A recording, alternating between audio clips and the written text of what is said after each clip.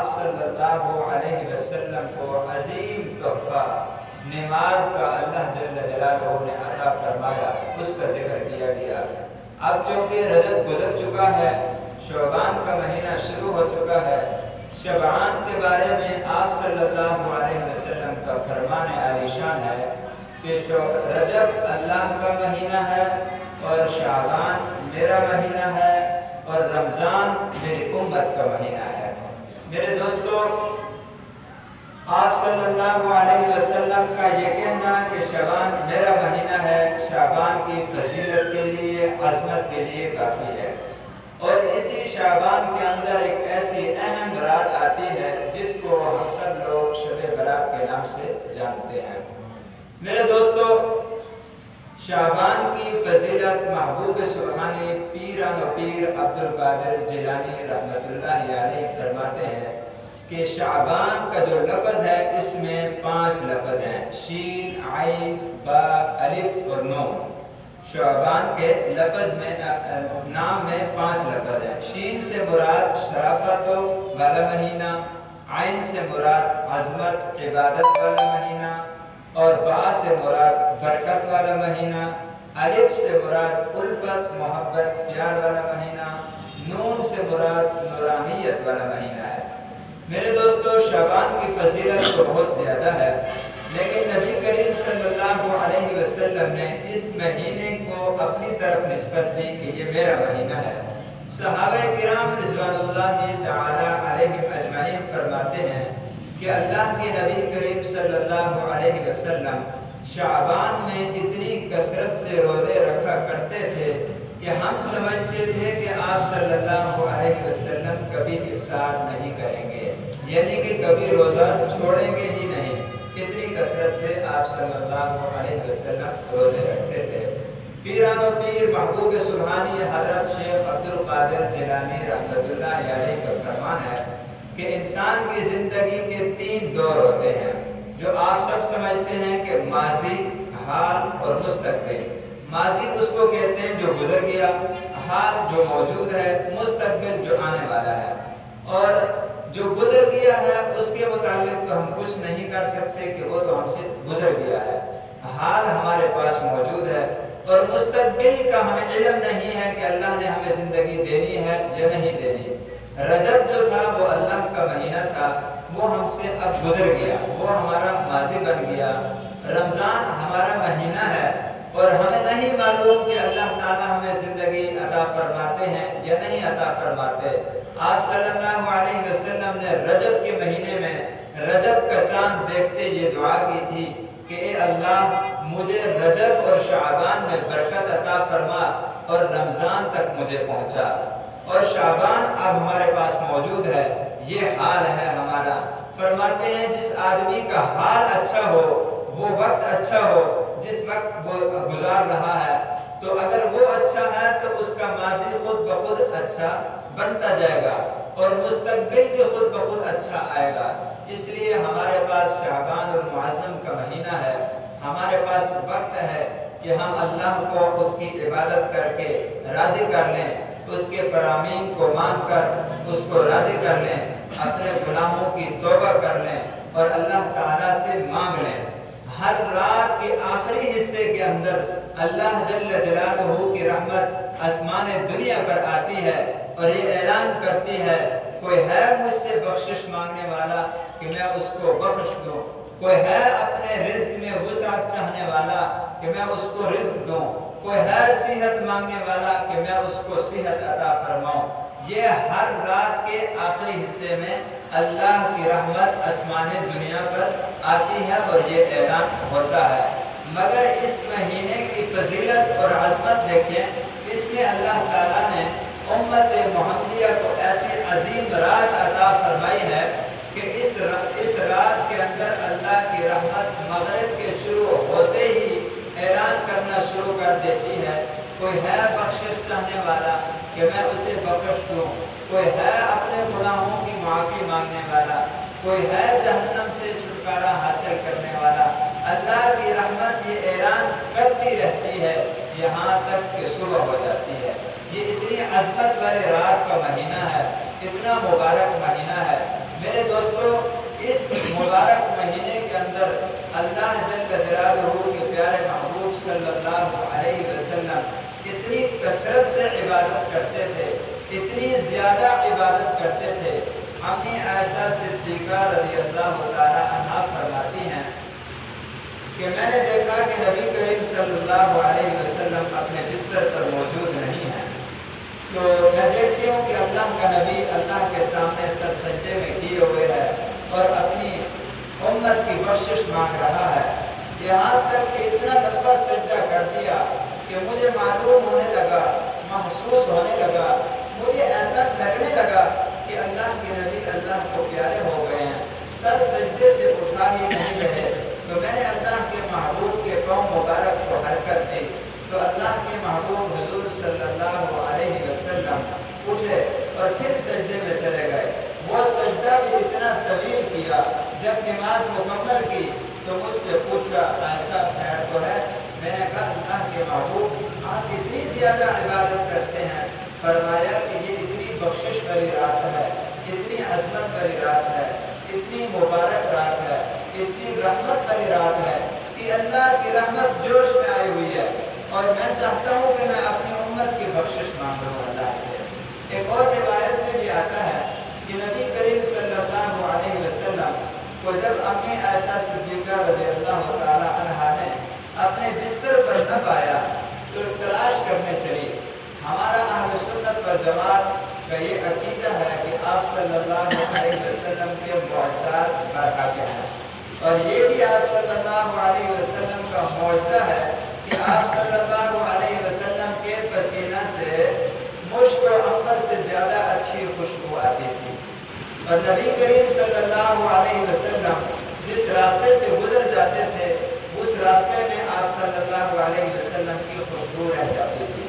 صحابہ کرام فرماتے ہیں جب ہم اللہ کے محبوب کو تلاش کرنا چاہتے تو ہمیں مشکل نہ ہوتی، ہم اللہ کے محبوب کو اس کی خوشبو سے تلاش کر لیا کرتے تھے۔ تو امی عائشہ صدیقہ رضی اللہ تعالی عنہا فرماتی ہیں کہ میں نے اللہ کے محبوب کو تلاش کرنا چاہا، کہیں نہ پایا، لیکن میں اللہ کے محبوب کو تلاش کرتے ہوئے اس کی خوشبو کے ذریعے جنت البقیع کے قبرستان میں پہنچی۔ وہاں اللہ کا محبوب موجود ہے اور دعا مانگ رہا ہے، اپنی امت کی بخشش کی دعا مانگ رہا ہے۔ یہ جو آنے والی رات ہے جس کو شب برات کہا جاتا ہے، اس میں عبادت ثابت ہے۔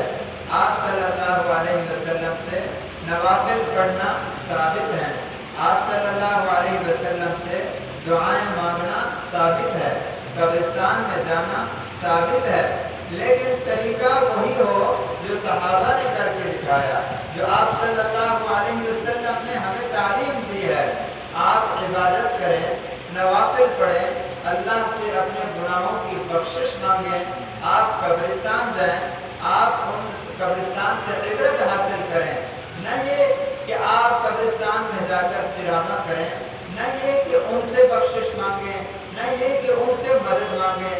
میرے دوستو اللہ کے محبوب صلی اللہ علیہ وسلم کا فرمان ہے کہ قبر جنت کے باغوں میں سے ایک باغ ہے، یہ جہنم کے گڑھوں میں سے ایک گڑھا ہے۔ تو نبی کریم صلی اللہ علیہ وسلم نے قبرستان میں جا کر امت کی بخشش کی دعا مانگی ہے، مردوں کی بخشش کی دعا مانگی ہے، اور ہمیں بھی جانا چاہیے۔ آپ صلی اللہ علیہ وسلم کی سنت ہے ان کی بخشش کی دعا مانگنی چاہیے، ہمیں جا کر ان سے عبرت حاصل کرنی چاہیے۔ اور ہمارا عمل کیا ہے؟ اپنے آپ کو مسلمان اور سنی کہتے ہوئے ہم قبرستان میں جا کر ڈھول بجاتے ہیں، دمار مارتے ہیں، وہاں قوالی کرتے ہیں۔ میرے دوستو یہ سنت کا عمل نہیں ہے، یہ شیطانی عمل ہے۔ آپ صلی اللہ علیہ وسلم کی صحیح حدیث سے یہ بات ثابت ہے۔ آپ صلی اللہ علیہ وسلم نے فرمایا میں مزامیر کو توڑنے کے لیے آیا ہوں۔ آپ صلی اللہ علیہ وسلم ایک صحابی کے ساتھ سفر کر رہے ہیں، کانوں میں آواز پڑی گانے کی، بانسری کی آواز پڑی، تو آپ صلی اللہ علیہ وسلم نے اپنی دونوں انگلیاں مبارک کانوں میں ڈال دی۔ صحابی سے پوچھا ابھی آواز آ رہی ہے؟ انہوں نے کہا ابھی آ رہی ہے۔ آپ صلی اللہ علیہ وسلم نے اپنی انگلیاں کانوں سے نہیں نکالی، پھر فرمایا آواز آ رہی ہے؟ فرمایا تھوڑی تھوڑی آواز آ رہی ہے۔ آپ صلی اللہ علیہ وسلم نے پھر بھی اپنی انگلیاں کانوں سے نہ نکالی۔ جب پوچھا کہ اب آواز آ رہی ہے، انہوں نے کہا کہ اب تو آواز نہیں آ رہی۔ آپ صلی اللہ علیہ وسلم نے انگلیاں مبارک اپنے کانوں سے نکالی اور فرمایا کہ میں تو موسیقی کے آلات کو توڑنے کے لیے آیا ہوں۔ میرے دوستو، قبرستان عبرت کی جگہ ہے، نہ یہ کہ ہم وہاں جا کر میلے لگائیں، نہ یہ کہ ہم وہاں جا کر بازار لگائیں۔ میرے دوستو، نوافل پڑھیں۔ نوافل کی جماعت اہل سنت والجماعت کے نزدیک مکروہ ہے۔ نوافل کی جماعت آپ صلی اللہ علیہ وسلم سے ایک اور عمل بھی ثابت ہے۔ صلاۃ التسبیح کا نام آپ نے سنا ہوگا اور بہت سارے ساتھیوں نے پڑھی بھی ہوگی، کیونکہ بہت کم پڑھتے ہیں اس لیے اس کا طریقہ بھی بھول جاتا ہے۔ آپ صلی اللہ علیہ وسلم نے اپنے پیارے چچا جان کو کہا کہ میں آپ کو ایک ایسا تحفہ دینے لگا ہوں کہ اگر آپ کو کر لیں تو آپ کی سابقہ زندگی کے سارے گناہ معاف ہو جائیں، آپ کی ساری زندگی کے گناہ معاف ہو جائیں۔ وہ یہ ہے کہ آپ اس رات کے اندر، اس رات کا تو ذکر نہیں ہے، بہرحال اس رات کا بھی آتا ہے بعض روایات میں، کہ آپ 4 رکعت نفل کی نیت باندھیں اور اس میں سبحانک اللہ، الحمد شریف اور قرات کے بعد آپ 15 دفعہ یہ تیسرا کلمہ سبحان اللہ والحمد للہ ولا الہ الا اللہ واللہ اکبر، یا سبحان اللہ والحمد للہ واللہ اکبر، یہ پڑھیں 15 دفعہ۔ پھر رکوع میں جائیں، سبحان ربی العظیم کے بعد 10 مرتبہ پڑھیں، پھر سمیع اللہ لمن حمدہ کہیں اور پھر 10 مرتبہ کہیں، پھر سجدے میں جائیں اور پھر وہاں تسبیح کے بعد 10 مرتبہ پڑھیں، پھر سجدے سے سر اٹھائیں جس کو ہم کہتے ہیں جلسہ، 2 سجدوں کے درمیان میں بیٹھنا، وہاں 10 مرتبہ یہ کلمات کہیں، سبحان اللہ وبحمدہ سبحان اللہ العظیم، سبحان اللہ والحمد للہ ولا الہ الا اللہ واللہ اکبر، یہ کلمات کہیں۔ پھر آپ کیا یعنی کہ ہر اس میں یہ کہتے رہیں، یہ 4 رکعتوں میں 300 مرتبہ بنتا ہے۔ اگر یہ نماز آپ پڑھ لیں تو آپ کی ساری زندگی کے گناہ معاف ہو جائیں گے۔ کوشش کرو روزانہ یہ نماز پڑھو، اللہ کے محبوب اپنے پیارے چچا کو بتا رہے ہیں، کوشش کرو روزانہ یہ نماز پڑھو، ہو سکے تو روزانہ پڑھو، نہ تو ہفتے میں کم از کم 1 بار ضرور پڑھو، ہفتے میں بھی نہ ہو سکے تو مہینے میں 1 بار پڑھو، مہینے میں بھی نہ ہو سکے تو سال میں 1 دفعہ، سال میں بھی 1 دفعہ نہ ہو سکے تو کم از کم زندگی میں یہ نفل 4 رکعت اس طریقے سے پڑھ لو، ساری زندگی کے گناہ معاف ہو جائیں گے۔ صلاۃ التسبیح ثابت ہے، آپ صلی اللہ علیہ وسلم سے پڑھنی چاہیے، ہر روز پڑھنی چاہیے، کم از کم ہفتے میں 1 دفعہ، مہینے میں 1 دفعہ، سال میں 1 دفعہ، زندگی میں 1 دفعہ تو پڑھ ہی لینی چاہیے، لیکن اس کی جماعت نہیں ہے۔ جس طرح کے بعض مساجد کے اندر عورتوں کی جماعت میں نے خود دیکھی ہے، عورتیں جماعت کرواتی ہیں، عورتوں کی جماعت تو ایسے مکروہ تحریمی ہے، اور بعض مساجد میں مختلف قسم کے نماز کے طریقے بتائے جاتے ہیں، جو طریقہ جو فرمان اللہ کے محبوب سے ثابت ہے ہمیں اس پہ عمل کرنا چاہیے۔ بقیہ نبی کریم صلی اللہ علیہ وسلم نے اس رات کے اندر بتایا کہ اللہ تعالیٰ اپنے بندوں کی اتنی زیادہ مغفرت فرماتے ہیں۔ شب برات ہے نا، شب کہتے ہیں رات کو، برات کہتے ہیں بری ہونے کو۔ اللہ تعالیٰ اپنے بندوں کی اتنی کثرت سے مغفرت فرماتے ہیں، اور مثال دے کر فرمایا کہ ایک قبیلہ بنو مکعب، اس کی بکریاں زیادہ تھی، ان کی بکریوں کے بالوں کے برابر اللہ تعالیٰ اپنے بندوں کی مغفرت فرماتے ہیں، اور پھر اللہ تعالیٰ جہنم سے نکال کر جنت کا سرٹیفکیٹ عطا فرماتے ہیں۔ اس لیے اس رات کو شب برات کہا جاتا ہے، بخشش کی رات کہا جاتا ہے۔ میرے دوستو، اس رات کے اندر بھی بعض بد نصیب لوگ ایسے ہیں کہ اللہ تعالیٰ نے اعلان فرما دیا ہے کہ ان کی بخشش نہیں ہوگی۔ ایسے گناہوں میں ملوث لوگ جو ان گناہوں سے توبہ نہیں کرتے، ایسے گناہ گار لوگ، ایسے بدقسمت لوگ، اللہ تعالیٰ نے اس مبارک بخشش والی رات میں بھی کہہ دیا ہے کہ ان کی مغفرت نہیں ہوگی، اور یہ بتا دینا بھی نبی کا صدقہ ہے کہ ان لوگوں کو چاہیے کہ اپنے ان گناہوں سے توبہ کر لیں۔ ایک اس آدمی کی بخشش نہیں ہوگی جو اللہ کی ذات و صفات و عبادات میں کسی کو شریک ٹھہراتا ہے۔ اللہ کی ذات میں، صفات میں، عبادات میں کسی کو شریک ٹھہراتا ہے، اللہ کے برابر کسی کو جانتا ہے، اللہ کے علم کے برابر کسی نبی کے علم کو جانتا ہے، اللہ کے نور کے ٹکڑے میں سے کوئی ٹکڑا یا اللہ کے برابر کا مختار کل یا اللہ کے برابر کا کسی کو کوئی شریک ٹھہراتا ہے، نبی کو یا ولی کو۔ اللہ کی صفات ہیں کہ اللہ ہی عطا کرنے والا ہے، اسی کی صفات میں کسی کو شریک کرتا ہے تو مشرک کی بھی بخشش اللہ تعالیٰ نہیں فرمائیں گے۔ ان الشرک لظلم عظیم، اللہ تعالیٰ ایک وہ گناہگار جو شرک کا مرتکب ہے، جو شرک جیسی بدترین گناہ میں ملوث ہے، اس کی اس رات میں بخشش نہیں فرماتے۔ دوسرا وہ آدمی جو اپنے والدین کا نام فرمان ہے، جو والدین کا نام فرمان ہے، یہ اتنا عظیم اور بڑا گناہ ہے کہ اللہ تعالیٰ اس بخشش والی رات میں بھی اس کی مغفرت نہیں فرماتے۔ ایک جلیل القدر صحابی، نبی کریم صلی اللہ علیہ وسلم کے صحابہ کا آپ عظمت، ان کی رفعت، ان کے درجات، ان کا مقام تو آپ جانتے ہیں کتنا بلند ہے۔ پوری کائنات کے ولی، ابدال، قطب، غوث اکٹھے ہو جائیں اور ایک ادنا سے صحابی کے برابر نہیں ہو سکتے۔ وہ صحابی جن کا نام حضرت علقمہ رضی اللہ تعالی عنہ ہے، جب ان کی زن قدم، جب ان کا روح پرواز ہونے لگی، سکرات کا وقت آیا، دنیا سے رخصت ہونے کا وقت آیا تو ان کی روح نہیں نکل رہی تھی۔ کئی دن ہو گئے، صحابہ نے اللہ کے محبوب کو اطلاع دی کہ ان کی روح نہیں نکل رہی۔ اللہ کے محبوب نے فرمایا ان کے والدین ہیں، والدہ تھی، ان کو بلایا گیا، پوچھا آپ ان سے ناراض ہیں؟ اس والدہ نے کہا کہ اللہ کے محبوب آپ کے حکم سے حاضر ہوئی ہوں، اس نے ایک دن مجھے اپنی بیوی کی وجہ سے جھڑکا، اپنی بیوی کو مجھ پہ ترجیح دی اور مجھے جھڑک ڈالا، وہ بات ابھی تک میرے دل میں ہے، میں نے اس کو معاف نہیں کیا۔